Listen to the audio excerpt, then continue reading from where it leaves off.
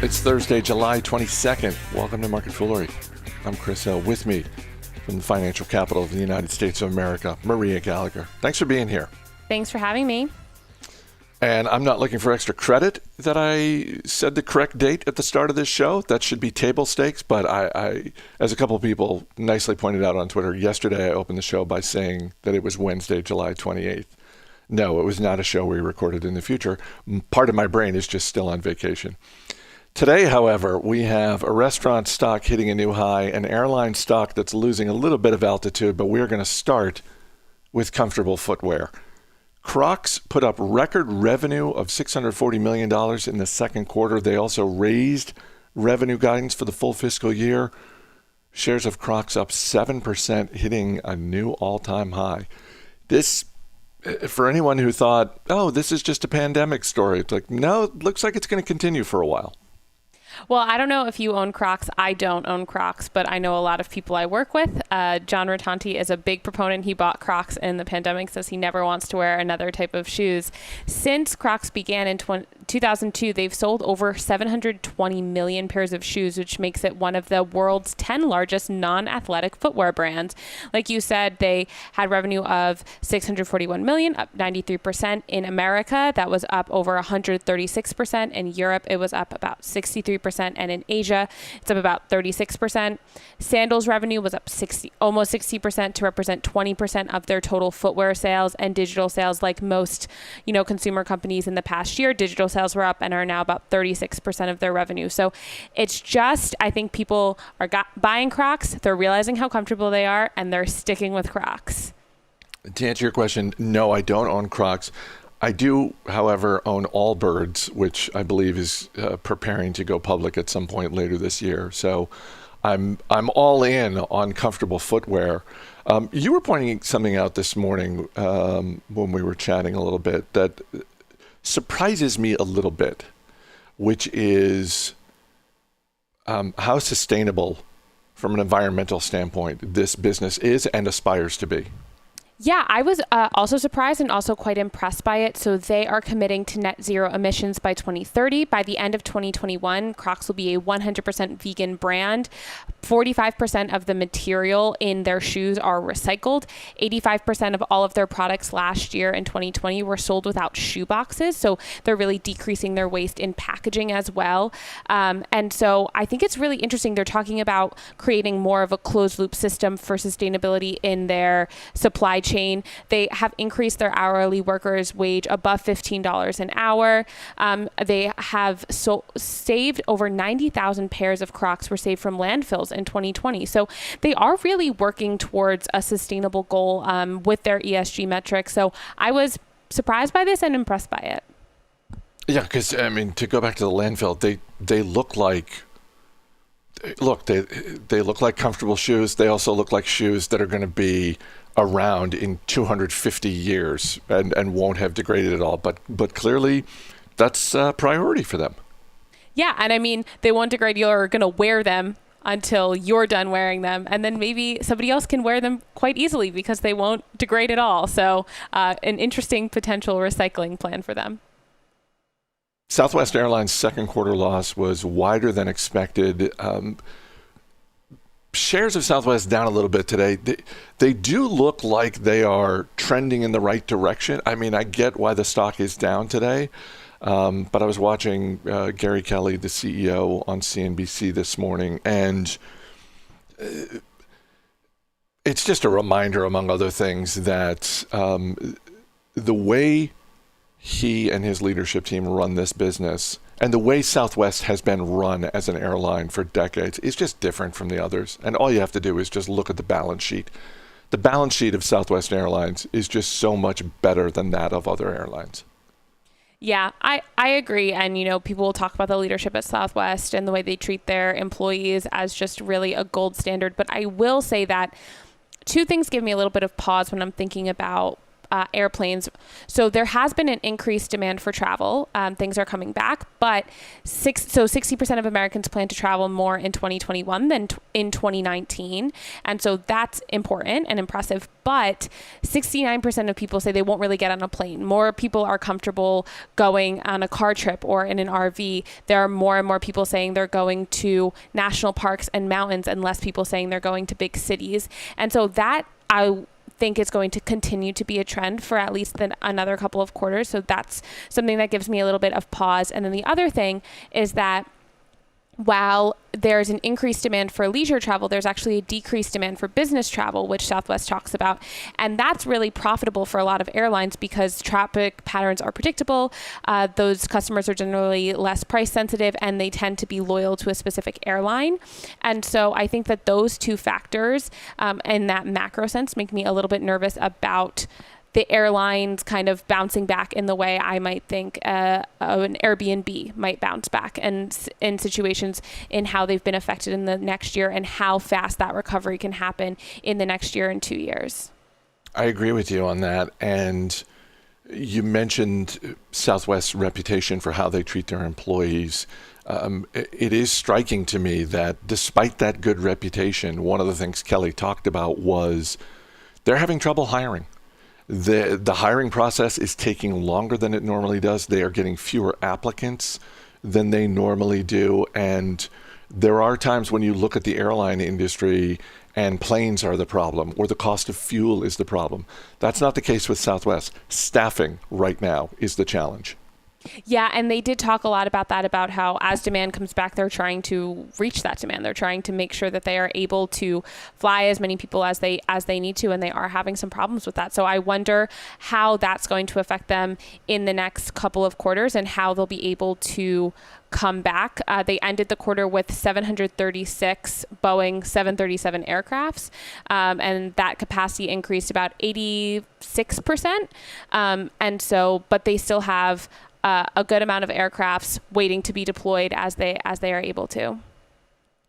Don't you have to think that whatever they negotiated with Boeing over the last couple of years really worked out in Southwest's favor? I mean, Southwest, you think about everything that happened with the Boeing and the MAX plane that they had, all of those problems, and Southwest basically stood by Boeing the whole time. But I have to believe that whatever deals that Gary Kelly and his team have struck over the last, let's just call it 2 years, have been better than they would have been otherwise.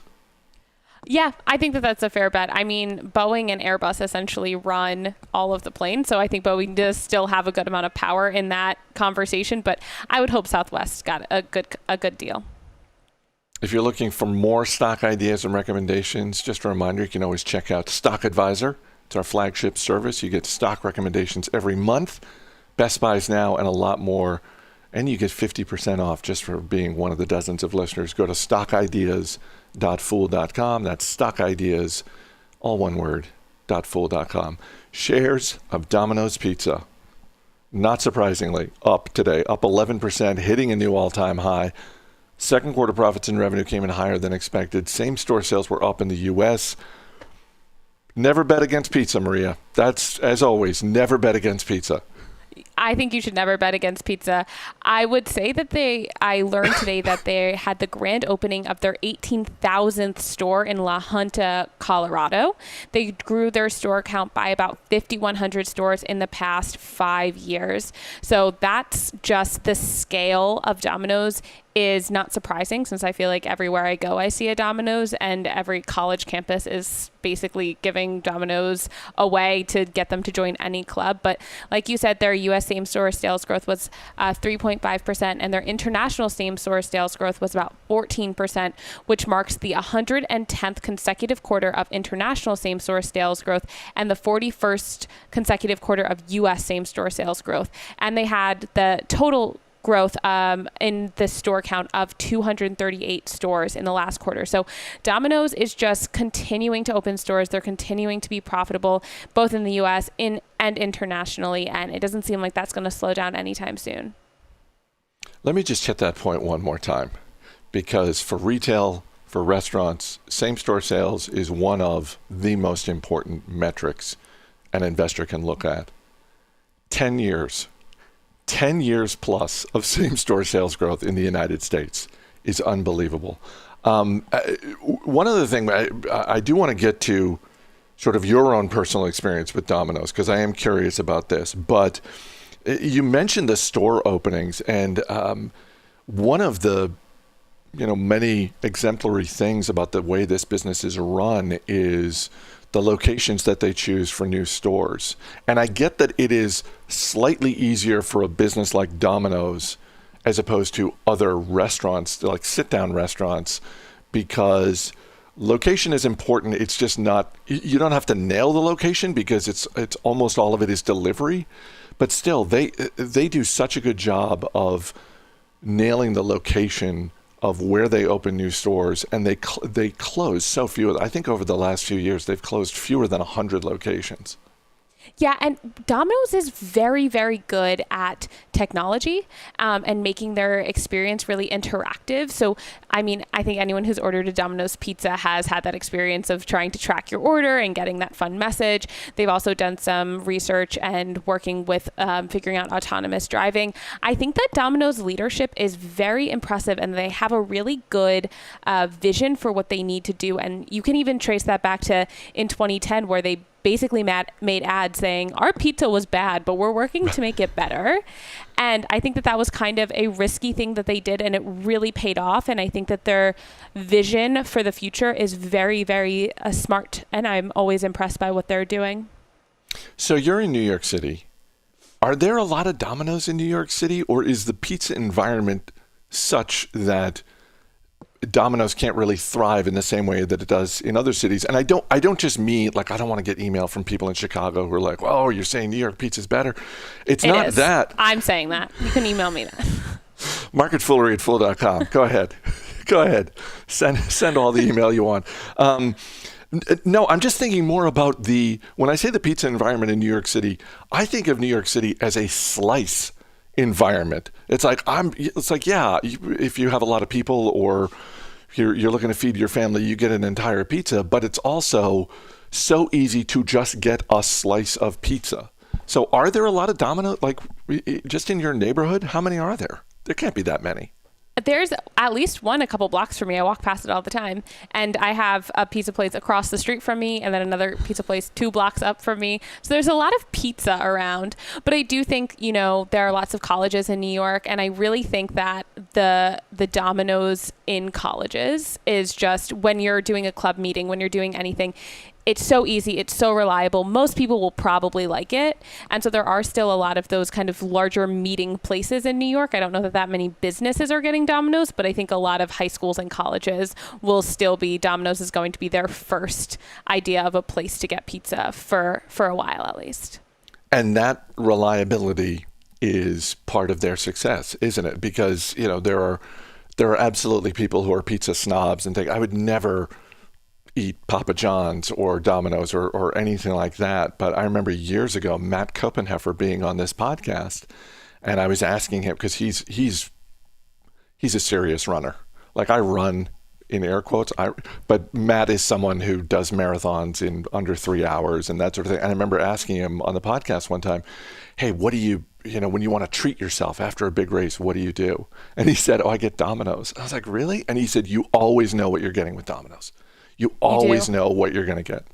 And you do internationally as well. Like I said, that there's so much growth internationally, but I studied abroad in Australia, and there was the same exact thing, which was kind of funny that things are the same, but also so different places. But every time we went to a club meeting, there was Domino's pizza, and it was just good. It was just fine pizza.